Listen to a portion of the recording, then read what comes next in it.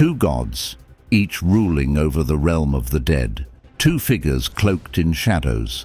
One governs the dark depths of the Greek underworld. The other protects the souls of Egypt's afterlife. Hades, the silent king of the dead. Anubis, the guardian and judge of souls. But who is the true lord of the underworld? Today we'll explore their origins, powers, and key myths. A clash of cultures, a battle of gods. Let's see who truly reigns supreme. Origins and cultural context. Hades was born to the Titans Cronus and Rhea, making him a first-generation Olympian god. His early life was tumultuous. His father, fearing a prophecy that one of his children would overthrow him, swallowed Hades at birth. Rescued by his brother Zeus, Hades joined his siblings in the Titanomachy, a colossal war against the Titans. After their victory, the three brothers, Zeus, Poseidon, and Hades, drew lots to divide the cosmos. Zeus took the sky, Poseidon claimed the seas, and Hades was allotted the underworld. This wasn't a choice, but a destiny assigned by chance. In Greek culture, death was an inevitable part of life, and Hades was the necessary ruler who maintained order in the afterlife. He wasn't evil or malevolent, but stern and just. The Greeks often referred to him as Pluton, meaning the wealthy one. This symbolized the riches beneath the earth, both mineral wealth and souls of the departed. Anubis is one of the oldest gods in Egyptian mythology, predating many other deities. Depicted with the head of a jackal, he was associated with mummification and the afterlife. Anubis is often considered the son of Osiris, the god of the afterlife, and Nephthys, goddess of mourning. In Egyptian belief, death was not an end but a transition to another realm. The afterlife was a complex journey filled with challenges and judgments. Anubis played a crucial role as the protector of graves and guide of souls.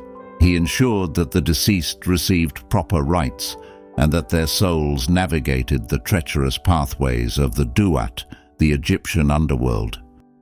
Powers and responsibilities. Hades wielded absolute authority over the underworld and everything within it. His primary responsibility was to govern the souls of the dead, ensuring that none escaped and that the natural order remained unbroken. He rarely left his realm, embodying the finality and inevitability of death. One of his most notable possessions was the Helm of Darkness, a helmet that granted him invisibility. This powerful artifact, forged by the Cyclopes, symbolized his unseen presence in the world of the living and the dead. Hades also controlled the earth's hidden riches, gems, precious metals, and fertile soil. His dominion extended to the underworld's creatures, including Cerberus. This formidable three-headed dog guarded the entrance, preventing the dead from leaving and the living from entering unbidden. Anubis held significant powers centered around protection and guidance. As the god of mummification, he presided over the embalming process, vital for preserving the body for the afterlife. His expertise ensured that the deceased were prepared to face the trials ahead. He ensured that souls reached their final judgment in the afterlife. Additionally, he guided the souls to the Hall of Ma'at, where their fates would be decided. A journey through the underworlds. Imagine descending into a vast, shadowy realm beneath the earth, the Greek underworld ruled by Hades. Souls of the deceased arrive at the banks of the river Styx, where Charon the ferryman awaits. For a coin placed under their tongue at burial, he transports them across the dark waters. Upon reaching the other side, they face the towering gates guarded by Cerberus, the fearsome three-headed dog. His growls echo through the cavernous halls, ensuring that the dead remain within and the living stay out. Within this realm, The souls are guided to their final resting places. The judges of the dead, Minos, Rhadamanthus, and Iacchus, assess their lives. The virtuous and heroic are sent to the Elysian fields, a paradise of eternal bliss filled with lush meadows and gentle breezes. Here they enjoy an afterlife of happiness, free from toil and sorrow. Those who led ordinary lives wander the asphodel meadows. It's a neutral zone where souls exist as shades, reflecting the mundane nature of their earthly existence. They drift without purpose, neither suffering nor rejoicing. But for the wicked and the impious, there is Tartarus, a deep abyss of torment and punishment. Enveloped in darkness, it's where the most heinous offenders endure eternal suffering, a fate befitting their misdeeds. Hades oversees all, ensuring the balance is maintained. His realm is orderly, reflecting the Greek emphasis on fate and the finality of death. Now envision entering the Duat, the Egyptian underworld, a mysterious and complex realm. Unlike the static afterlife of the Greeks, the Duat is a journey filled with challenges.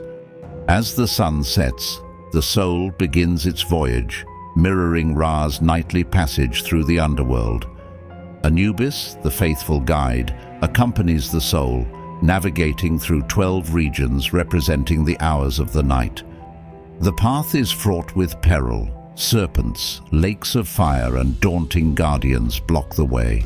But with Anubis's guidance and the knowledge from the Book of the Dead, the soul can overcome these obstacles. The journey culminates in the Hall of Ma'at. Here, Anubis carefully places the soul's heart on a golden scale, balancing it against the feather of Ma'at, the symbol of truth and justice. Thoth, the scribe god, records the outcome. If the heart is pure and balances with the feather, the soul is welcomed into the field of reeds, a celestial reflection of Egypt, abundant and serene. In this paradise, the soul enjoys an afterlife filled with joy, reuniting with loved ones and engaging in activities they cherished in life. However, if the heart is heavy with wrongdoing, it is devoured by Amit, a fearsome creature, part lion, hippopotamus, and crocodile, ending the soul's existence. Anubis's role is pivotal. He doesn't judge, but ensures the process is fair, embodying the Egyptian ideals of balance and moral integrity. Key myths and stories. One of the most enduring Greek myths involves Hades and Persephone, the daughter of Demeter, goddess of agriculture. Enchanted by Persephone's beauty, Hades emerged from the underworld and abducted her to be his queen. Demeter, devastated by her daughter's disappearance, searched tirelessly. Her grief caused the earth to become barren, leading to widespread famine. Concerned for humanity's survival, Zeus intervened and negotiated Persephone's return. However, during her time in the underworld, Persephone had eaten pomegranate seeds, the food of the dead, which bound her to Hades. It was decided she would spend part of the year with Hades and the remaining time with her mother. This cycle explained the seasons: growth and harvest when Persephone is with Demeter, decay and dormancy when she is with Hades. This myth highlights Hades' role not just as a ruler, but as a husband. While his actions initiated the conflict, the arrangement reached showed a balance between the realms. Anubis plays a significant role in one of Egypt's most important myths, the story of Osiris's death and resurrection. Osiris, the beloved king of Egypt, was murdered by his jealous brother Set, who sought to usurp the throne. Set tricked Osiris into lying in a decorated coffin and sealed it shut, casting it into the Nile River. Isis, Osiris's devoted wife and goddess of magic, searched relentlessly for his body. She found it, but Set discovered her efforts and dismembered Osiris's body into 14 pieces, scattering them across Egypt.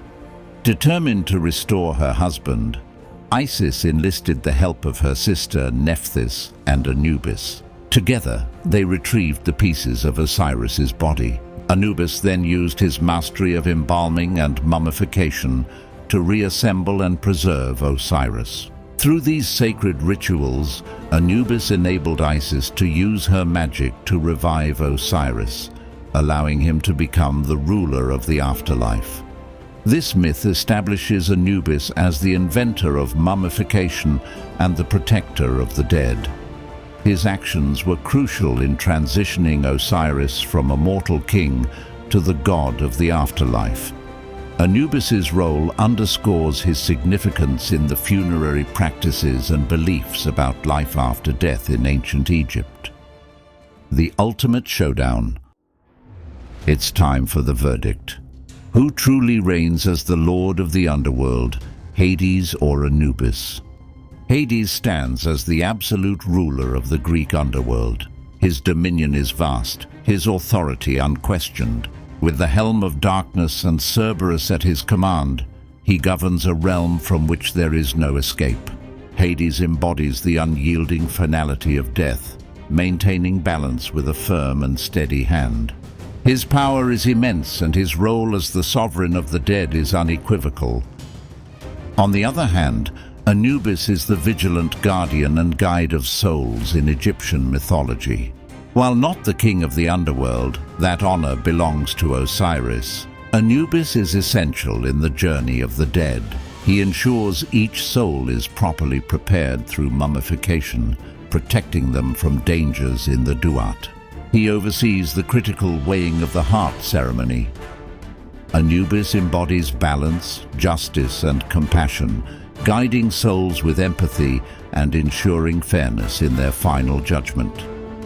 In a battle of raw power and sovereignty, Hades reigns supreme. He is the true lord of the underworld in terms of rulership and control over the realm of the dead. However, in a contest of moral depth and guidance, Anubis takes the crown. His role is indispensable for the soul's safe passage and just treatment, making him a lord of compassion and protector of the dead. Now it's over to you. Who do you think is the true lord of the underworld? Is it Hades, the mighty ruler, or Anubis, the compassionate guide? Drop a comment below and let us know which god deserves the title. And don't forget to like and subscribe for more epic explorations of mythology.